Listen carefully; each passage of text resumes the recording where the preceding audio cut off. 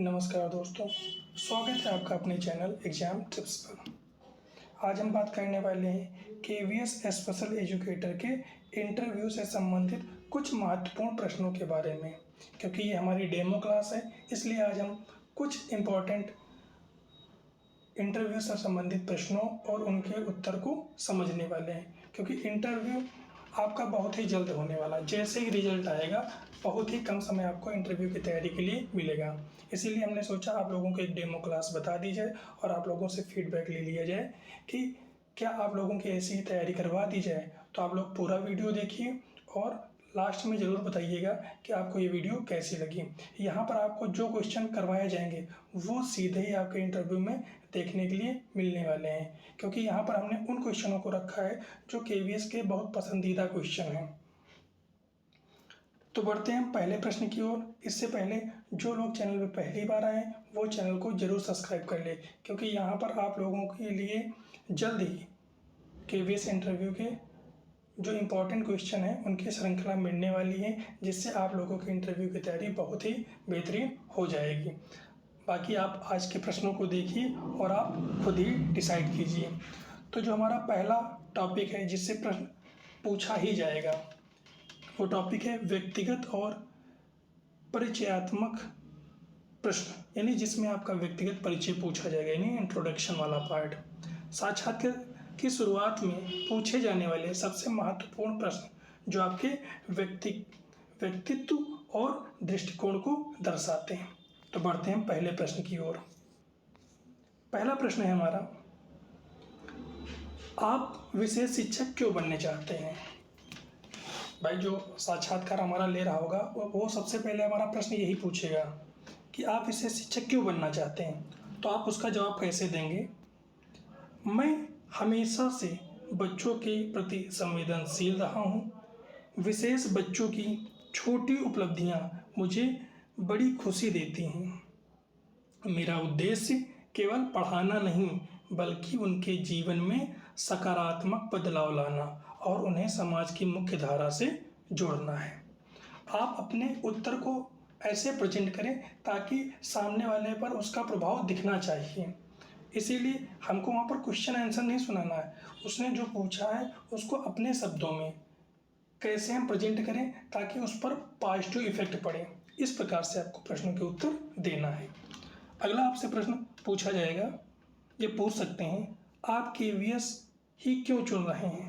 भाई और भी है, आप किसी भी अगर जिस स्टेट में रहते हैं वहाँ भी टीचर वैकेंसी आती हैं या अन्य वैकेंसी आती हैं, उसको छोड़कर आप केवीएस ही क्यों चुन रहे हैं। तो आप इसका जवाब दे सकते हैं कि केवीएस भारत का एक अत्यंत प्रतिष्ठित और राष्ट्रीय स्तर का संगठन है। यहाँ विविधता यानी डाइवर्सिटी से भरा है। यहाँ काम करने से मुझे पूरे देश की संस्कृति को समझने और विभिन्न पृष्ठभूमि के बच्चों के साथ काम करने का अवसर मिलेगा। तो ये दो प्रश्न आप लोगों को कैसे लगे कमेंट में ज़रूर बताइए। बढ़ते हैं अगले प्रश्न की ओर।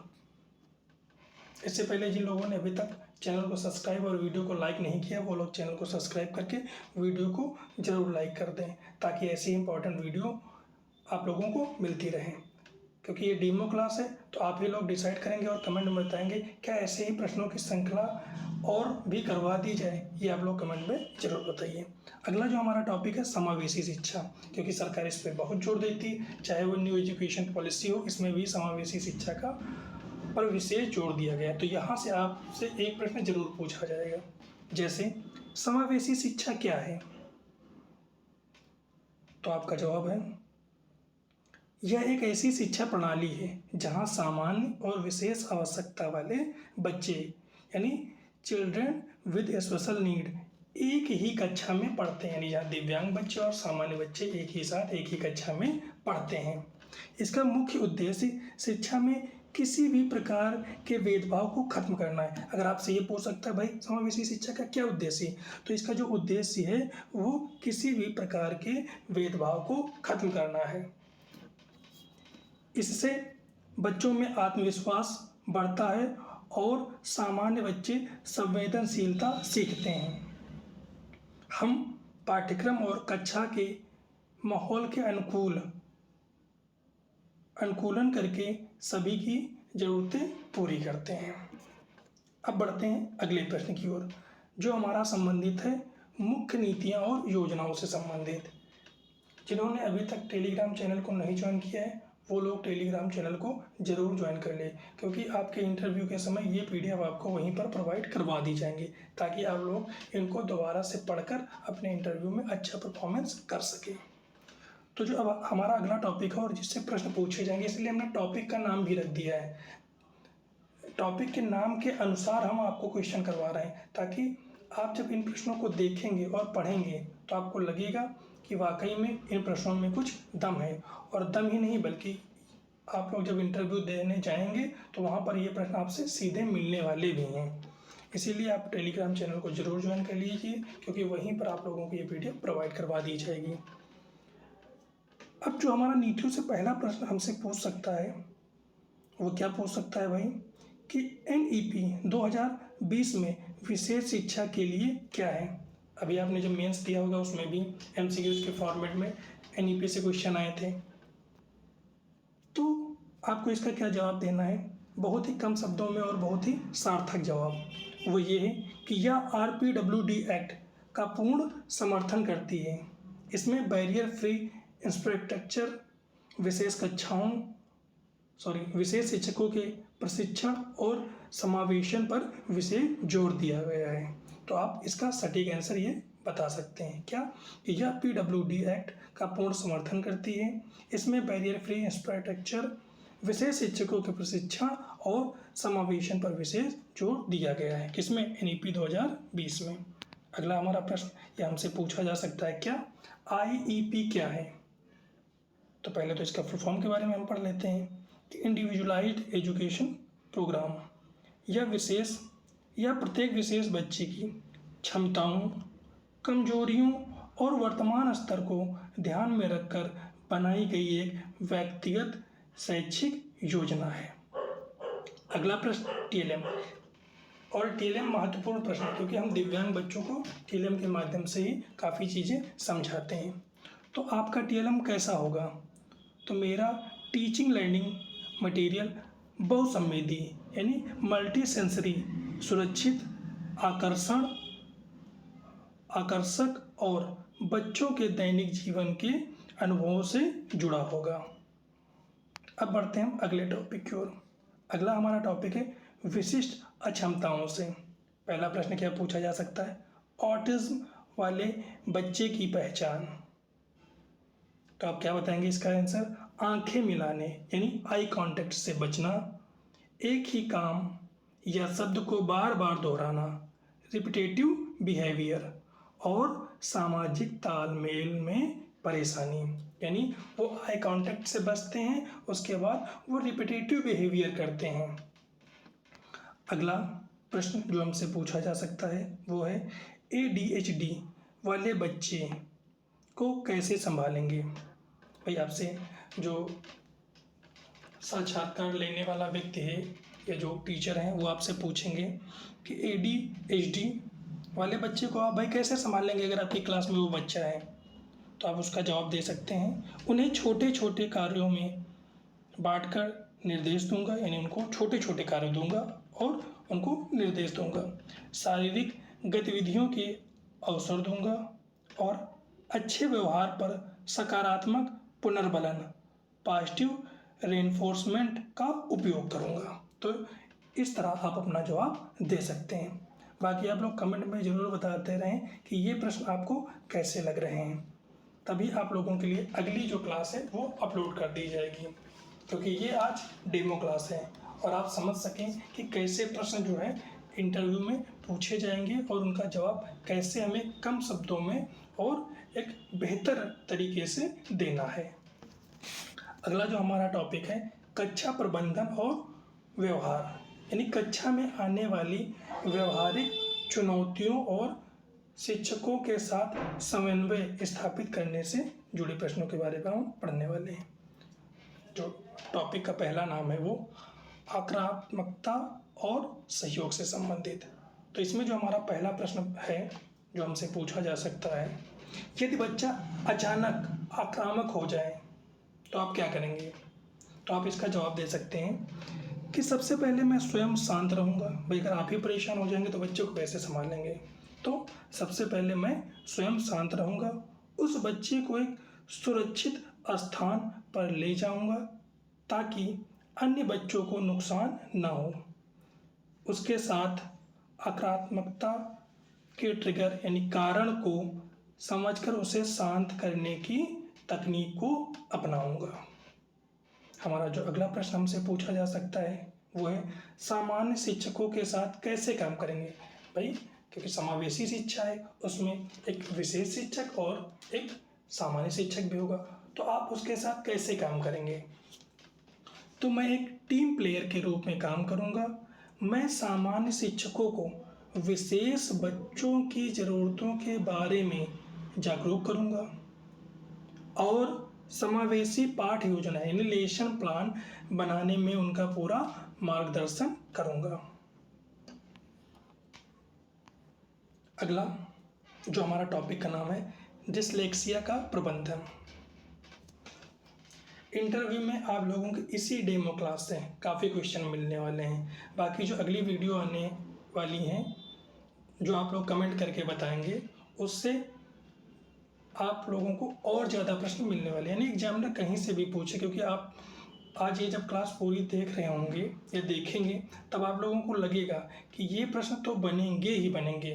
क्योंकि अगर आपने अभी हाल ही में जो मेंस का एग्ज़ाम दिया है या अगर आप कहीं पढ़ा रहे हैं या आपने इससे पहले कहीं इंटरव्यू दिया है इसी क्षेत्र में, तो आप लोगों से ये प्रश्न ज़रूर से ज़रूर ही पूछे गए होंगे। क्योंकि ये प्रश्न उन्हीं शिक्षकों के माध्यम से बनाए गए हैं या उन्हीं शिक्षकों के सहयोग द्वारा तैयार करवाए गए हैं जो इस क्षेत्र में काफ़ी सालों से जो है सेवा दे रहे हैं, यानी विशेष शिक्षा के क्षेत्र में काफ़ी दिनों से सेवा दे रहे हैं और उन्होंने कई इंटरव्यू भी लिए हैं, वो चाहे प्राइवेट सेक्टर के हों या अन्य सेक्टर के हों। इसलिए आप लोगों को यहाँ से सीधे प्रश्न मिलने वाले हैं। इसीलिए आप लोग इस वीडियो को पूरा ज़रूर देखें। आपको जहाँ लगे कि हमको लिखने की ज़रूरत है वहाँ पर उसको नोट ज़रूर कर लें। बाकी अगर आप लोगों को ये PDF चाहिए तो आप लोग टेलीग्राम चैनल को ज़रूर ज्वाइन कर लें। तो हमसे यहाँ पर एक प्रश्न इस टॉपिक से पूछा जा सकता है जो इम्पॉर्टेंट है। क्या आप एक डिसलेक्स बच्चे को कैसे पढ़ाएंगे। तो डिसलेक्सिया मुख्य रूप से पढ़ने और लिखने से जुड़ी कठिनाई है। इसके प्रबंधन के लिए मैं निम्न कदम उठाऊंगा। उन्हें विजुअल और ऑडियो यानी चित्रों और ध्वनि के माध्यम से पढ़ाऊंगा।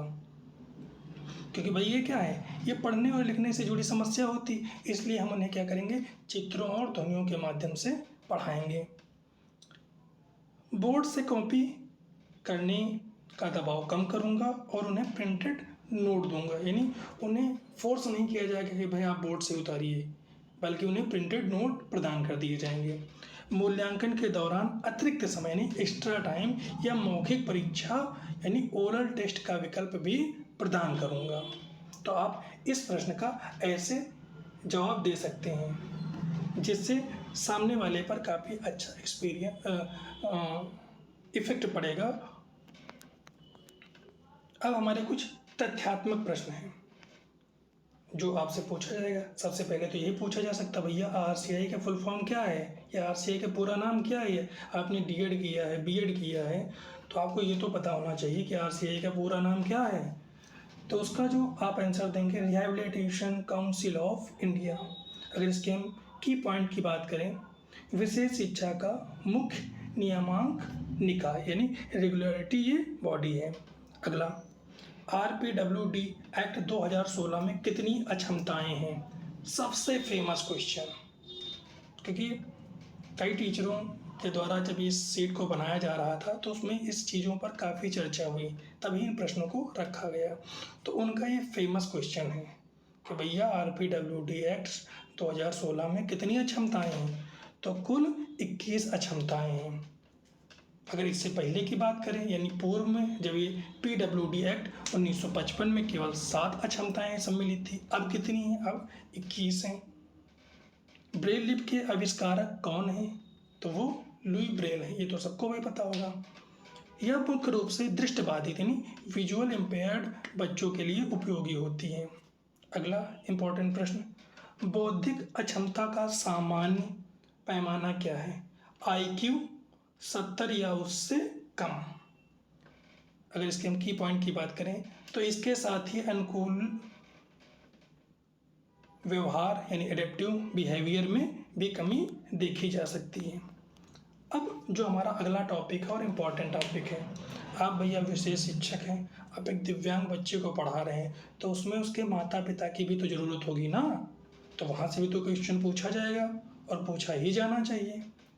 तो अगले टॉपिक का जो हमारा नाम है माता पिता के साथ संवाद। तो आपसे क्या वही प्रश्न पूछ सकता है एग्जामिनर कि बताइए भैया कि विशेष बच्चों के माता पिता को कैसे प्रेरित करेंगे कि अपने बच्चों को भाई पढ़ाइए, उनके अंदर जो शक्तियाँ हैं, उनके अंदर जो टैलेंट है, उनको आप निखारिए। तो आप कैसे उनके माता पिता को समझाएंगे या कैसे प्रेरित करेंगे? तो इसका आप जवाब दे सकते हैं बहुत ही सकारात्मक वे में। कैसे? विशेष बच्चों के समग्र विकास में माता पिता की भूमिका सबसे अहम होती है। मैं संवाद की शुरुआत हमेशा उसके बच्चे की सकारात्मक बातों और शक्तियों से करूँगा। मैं उन्हें IEP यानी अभी हमने इसके बारे में बताया है, शैक्षिक योजना के लक्ष्य निर्धारित करने में भागीदार बनाऊंगा और नियमित फीडबैक दूंगा ताकि विद्यालय के साथ साथ घर पर भी बच्चे का विकास निरंतर जारी रहे। समझ में आया भाई?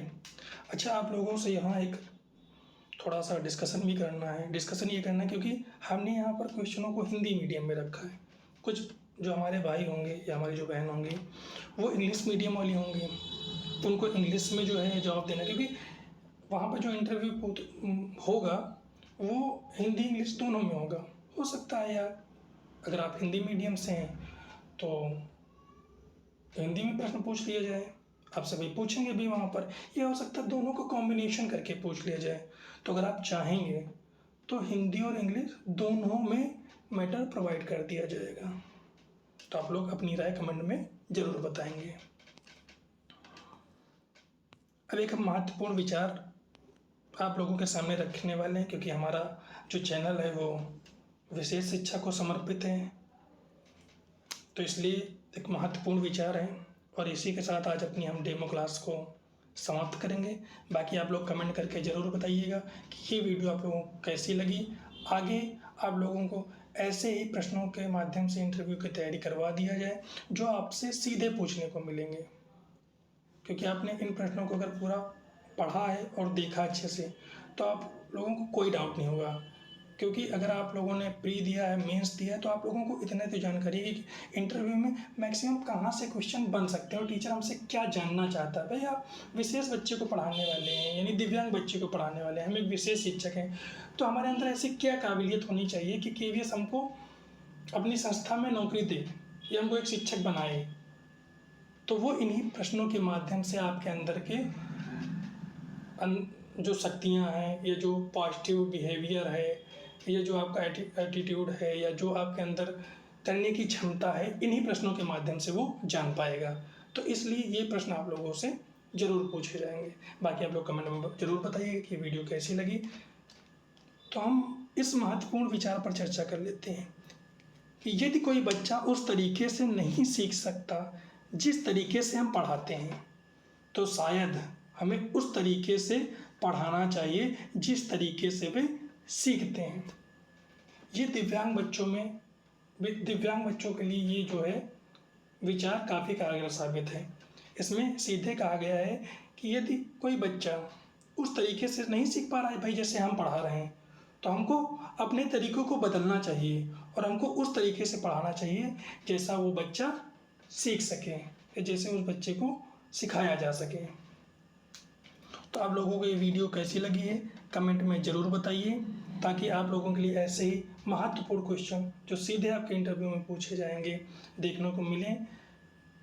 जिन लोगों ने अभी तक अपना चैनल, यानी ये आपका चैनल है, सब्सक्राइब नहीं किया, वो लोग चैनल को ज़रूर सब्सक्राइब कर लें। साथ ही टेलीग्राम चैनल को भी ज़रूर ज्वाइन कर लें, क्योंकि ये नोट्स आप लोगों को वहीं पे प्रोवाइड करवा दिए जाएंगे।